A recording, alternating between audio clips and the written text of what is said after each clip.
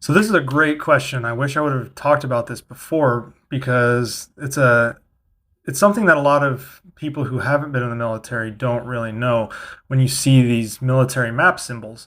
So let me explain what they are. So on a NATO military map, you'll see multiple symbols.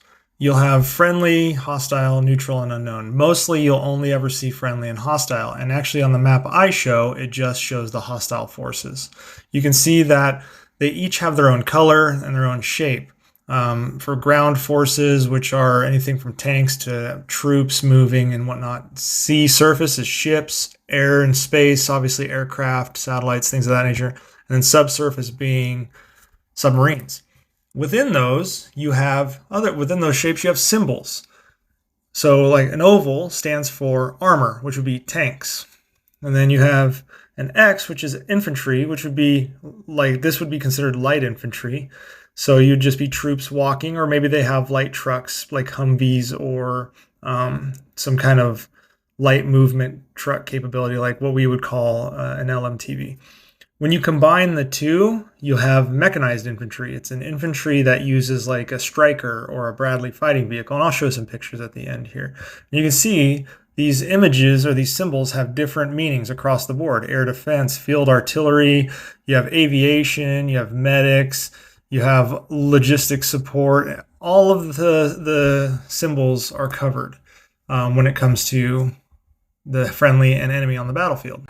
So additionally, those unit symbols will have small indicators above them. These are size indicators. So a lot of the symbols on that map I show have two X's, which means it's a division-sized element. In the Russian military, division has 25,000 troops. So you can expect that if you see a diamond that's red with an oval and an X through it, it's mechanized infantry of about 25,000 troops. That's what that would mean.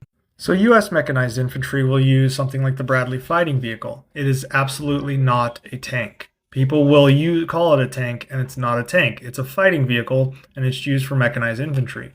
Another vehicle mechanized infantry in the U.S. military will use is the Stryker. This is more for rapid reaction, and these are really good in urban fightings. A lot of these were used in Iraq and Afghanistan.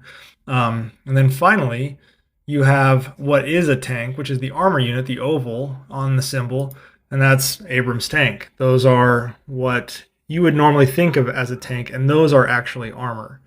The other two are just fighting vehicles and are mechanized infantry.